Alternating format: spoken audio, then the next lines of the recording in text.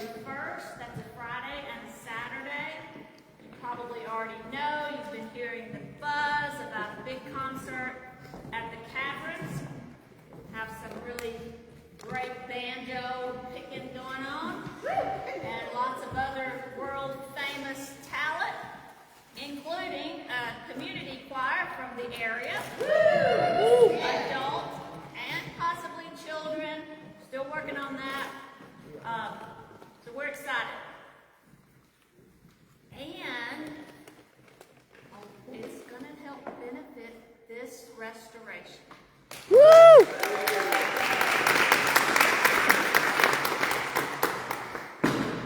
Last week we had, who was here last week for the dance? Did anybody count? How many were here? Did you know? 137? 137.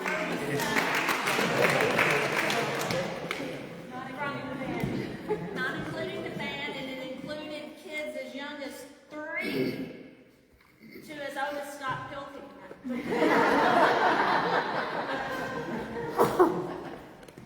It was a lot of fun, and we hope to do it again in February. That utilized this space in a beautiful way. On the other side of the complex is an auditorium. It will be used for live performance, for dramatic plays, for gathering, for venues, to show documentaries that Ida Michelle's dying for us to do. We need a heating and air system. And so a lot of the funds that will be raised from this benefit will go toward that and some other improvements. As you can see, we're always under construction and renovation. It's been a multi-phase project. We're excited about it. If you want to see what it's looked like in the past, just follow this loop. It's been on a loop this whole time. But without further ado, I would like to introduce Kathy. Kathy is sort of the producer, the ringleader, the circus, whatever they're called, of this whole gathering. So why don't you come on up, Kathy?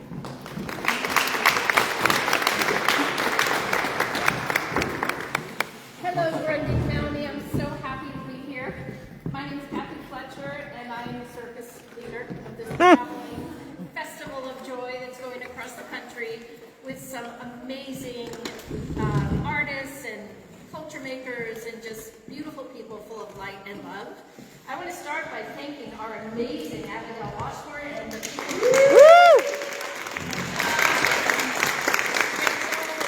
We've got Bob Townsend and Rachel Swirsky. That's your name. And we have Dennis Marlowe on guitar. Okay, yeah. We never like having any kind of a meeting without food or music, so that's just how I roll.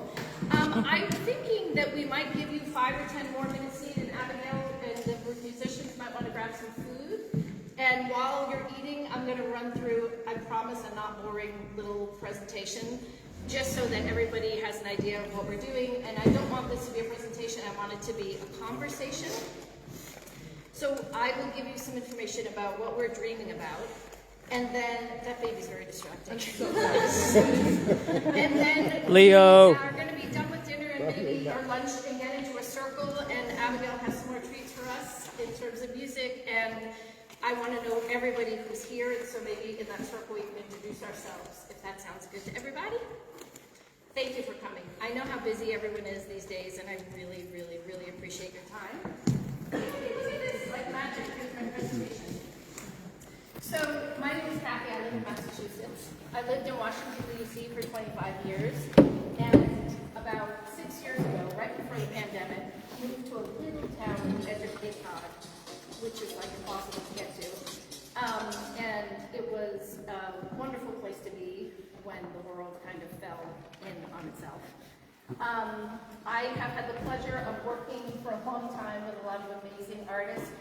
People who are great artists, but they're not just great artists, they're great humans. And they're people who cross lines of music and political divides and faith beliefs, people who really believe that even if we have differences, we should belong to each other. We feel like America, in many ways is being torn apart, and a lot of it is preventable. And maybe we can't save the world, and maybe we can't save the country, but community by community, we feel like we can bring more hope into the world and more love into the world, dare I say. My business partner, who you along with later in the month, is Littell. He's not only the famous cellist Yo-Yo-Ma's son, but he's one of the most remarkable people I've ever met, and he's a filmmaker. He made the Mr. Rogers movie, Won't You Be My Neighbor? Has anybody seen that movie? So a lot of what we are dragging around the country is the idea of neighborliness and kindness and how we want to live as Americans. He also made a movie called Leap of Faith, which is about bringing 12 Christian pastors of different denominations, very different beliefs and political views, together for a year to see if they could belong to each other across difference. And it's two beautiful movies. We decided to launch American Revival, about 9 months ago, and have been going into communities that invite us to basically bring in just this travel and festival of hope is what people have been calling it. So it's music, it's food. Every one that we do really reflects the community that we're in. We were just in Cape Cod. Before that, we were in Montgomery, Alabama, Bentonville, Arkansas. What's going to happen here is not going to be anything like those things. We'll have some of the same artists, but really we called you all together here because we want to offer this gift to you. And we want to know, we've already been working with this amazing center, and Emily, where is Emily? She can put a round of applause because she's Emily and her team have made us feel right at home. And another really amazing reason we're here is because of millions of conversations.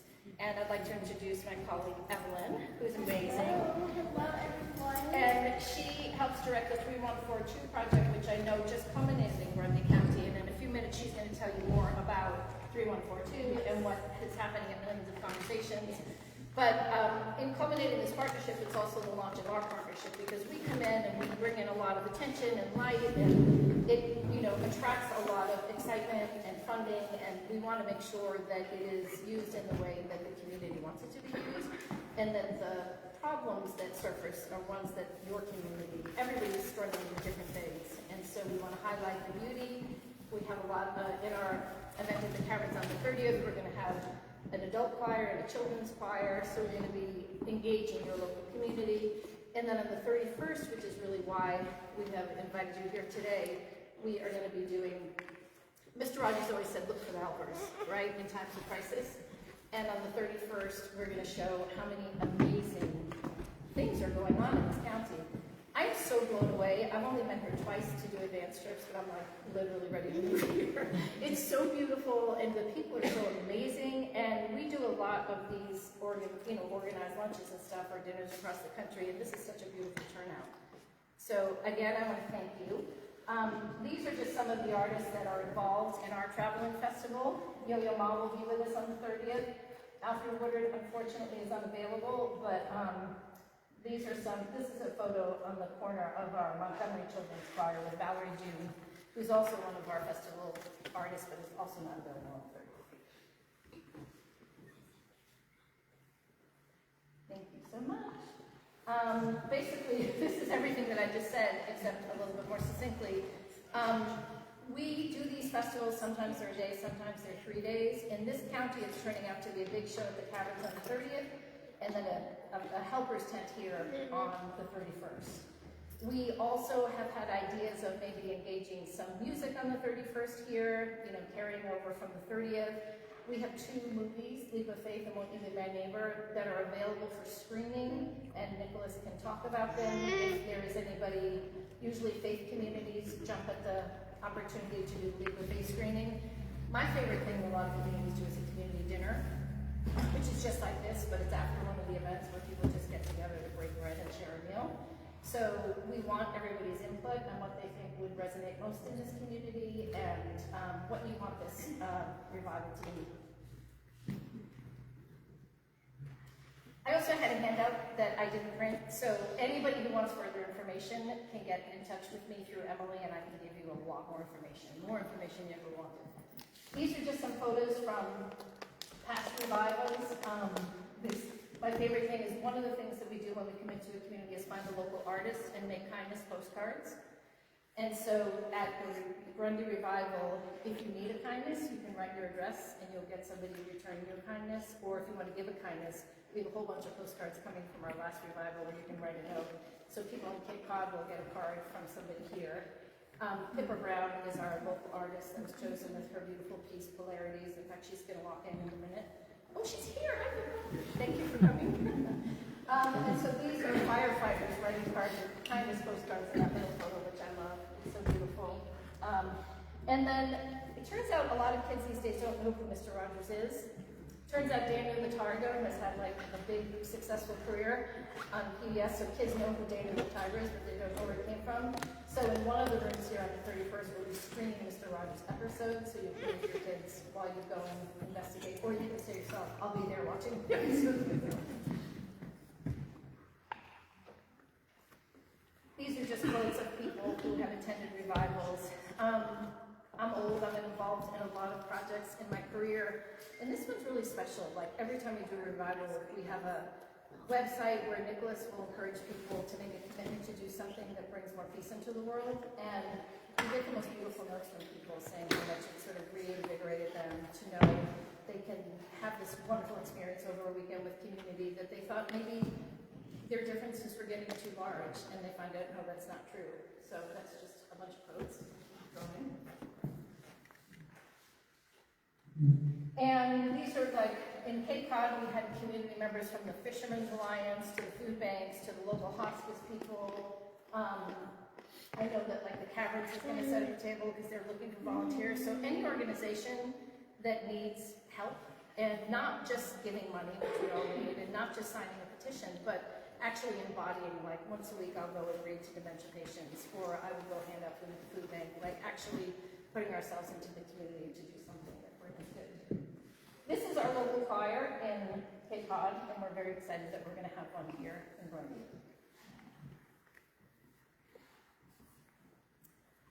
This is just what I was talking about with the post. This is we had a local artist, Bob Henry, in Cape Cod, do that beautiful painting. And sometimes we'll do school visits, prison visits. It's really, we want to react to what you all think this community could use to bring some light. I feel like I said everything before these slides. But now, I'm going to turn it over to the amazing Evelyn. Let's give her a big round of applause.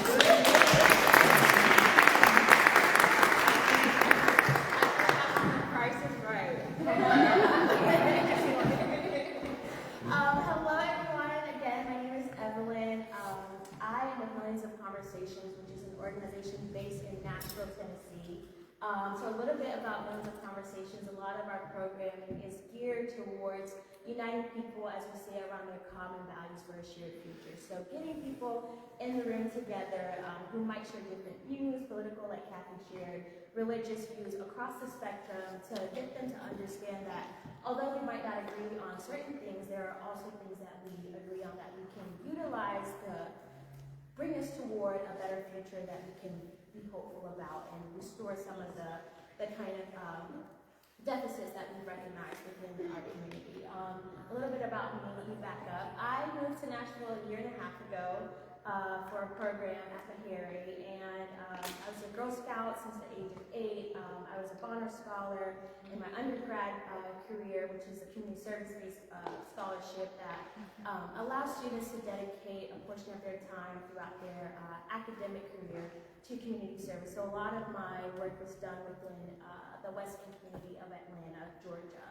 And so along with being a bio major, I was doing like over 140 hours of community service. And so my passion is also creating health equity within spaces like Grundy County, or promoting health equity in spaces like Grundy County, and providing people with the resources that they need to live happy and healthy lives. And so Millions of Conversations was a light for me just to be able to recognize that there is a possibility to kind of reconnect the disjointment between our healthcare system and our community that our healthcare system hopes to serve. So that was a long spiel, moving a little back, sharing about 3142. This was an initiative that Millions of Conversations set forth with the mindset that there's a necessity to repave the roads between counties, especially within Tennessee and across our entire nation, there is a disconnect. There are resources that you all have here in Grundy that Hamilton County might not have. There are resources in Hamilton County that Davidson County might not have. So how can we repave those roads between counties so that we can imagine a hopeful future for ourselves? And so through 3142, we created the Sea Hope Council. So it was a community task force that was started with the frame of mind to have roundtable discussions, identify challenges that you all have within your community, and figure out solutions to those challenges. So some of the challenges were housing, the drug addiction stigma of Grundy County, and there's no central place to gather. So this lovely place that we're in right now, that's something that we're hoping to build out even further. And so through 3142, we hope to mobilize the kind of energy that we have seen throughout the American Revival and the hope that we see for tomorrow through this initiative to partner with all of you all to further build out this community center and then provide solutions to other areas of Tennessee. And so I think of it as, there isn't a better gift to receive than from someone that genuinely knows you. It's thoughtful, it's heartfelt, and I think with Grundy County, each of you have a keen ability and a keen commitment to caring for one another. And so with those gifts, you would regretfully receive socks, like hopefully, you open up the gift and you're like, what is this? I want socks. So I think of it in that way. It's like providing a gift in a way that, to the recipient that they actually need. So yes, 3142, we hope to scale this out to finish the community center and continue this model throughout other counties within Tennessee and our country. That is a synopsis. Did you say what 3142 is? Oh, I said sorry. No. 3142, I can't believe I forgot that. Thank you. 3,142, it stands for the number of counties within America. So reconnecting those counties together. Doesn't that make every problem seem solvable? Yeah. Yeah. You're amazing. Yeah, So glad. Let's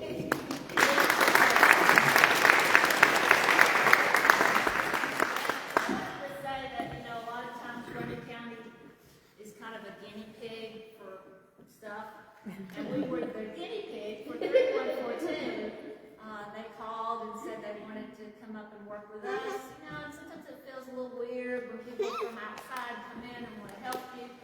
But they've done a great job, and we've really appreciated it. And we've had some local focus groups that they helped us put together, and everything that we come across, we utilize.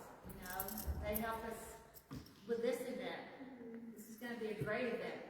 It's why we're here. Why you're here. Thank you for the hospitality. Yeah, so thank you, Evelyn. Yeah, amazing. And Evelyn is going to sing in the community choir.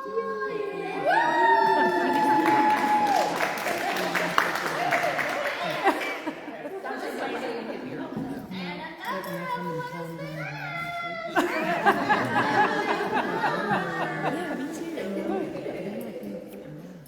And I'm very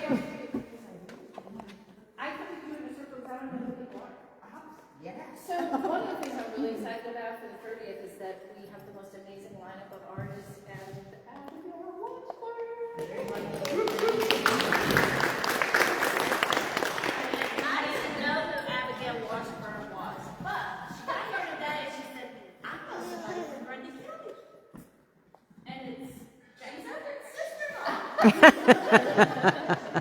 Her son is my son's best friend.